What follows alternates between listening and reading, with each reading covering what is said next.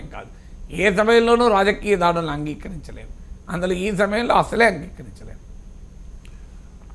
ఇక next topic వచ్చి, మేము గోవుల్ని రక్షిస్తాం, గోవుల్ని పూజిస్తామని చెప్పుకునే గోరక్షక దళం అత్యుత్సాహం వల్ల ఒక ఇంటర్ విద్యార్థి చనిపోయాడు సార్. చాలా దారుణంగా ఢిల్లీ ఆగ్రా జాతీయ రహదారిలో ఈ దారుణం జరిగింది సార్. పశువుల స్మగ్లర్ అనుకుని కారుతో 30 కిలోమీటర్లు వెంబడించి మరి ఒక యువకుడిని గోరక్షక మూక తుపాకీతో కాల్చి చంపింది. ఏంటి సార్ ఈ అత్యుత్సాహం?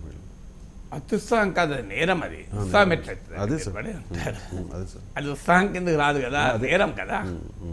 సో ఆవులు రక్షిస్తామని చెప్పి మనుషులు చెప్పడం ఏంటండి? ఆవులు రక్షించాల్సిందే, అనుమానమే లేదు.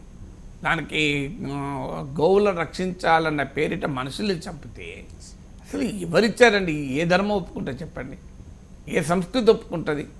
సో ఇవాళ కోర్టులు దీనిపైన తీవ్రంగా స్పందించాయి, ప్రభుత్వాలు స్పందిస్తున్నాయి, మాటల రీతి అయితే స్పందిస్తున్నాయి అట్లీస్ట్.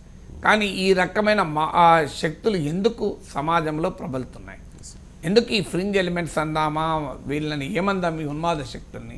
బాబ్ లించింగ్ ఇది వెరీ బిగ్ క్రైమ్, అయినా కూడా దుర్మార్గాలు జరుగుతున్నాయి. కారణం ఏంటంటే మనం ఒక హేట్ మాంగరింగ్, అంటే సమాజంలో విద్వేషాన్ని రంగరించి విద్వేషాన్ని పెంచి తర్వాత దానిపైన ఎవరికీ కంట్రోల్ ఉండదు. అదొక భస్మాసురు లాంటిది. ఆ విద్వేషం ఏమవుతుంది? విద్వేషం బాగా ఎక్కి ఉన్మాదం బాగా ఎక్కిన వాడు ఎలా ప్రవర్తిస్తాడో ఎవరు నియంత్రించగలుగుతాడు? ఏ పోలీస్ వ్యవస్థ నియంత్రిస్తుంది? క్రైమ్ను పోలీస్ మాత్రమే అరికట్టదు, క్రైమ్ను రాజ్యం మాత్రమే అరికట్టదు. క్రైమ్ సమాజం యొక్క ధోరణి అరికట్టగలుగుతుంది.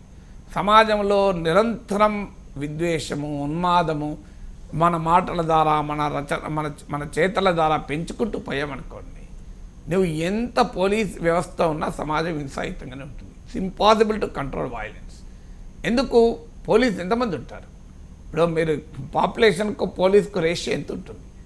అందువల్ల సమాజంలో పెరుగుతున్న ఈ విద్వేషాన్ని మనం ప్రశ్నించాలి, ఈ ఉన్మాదాన్ని ప్రశ్నించాలి, ఈ మతపరమైన అసహనాన్ని ప్రశ్నించాలి.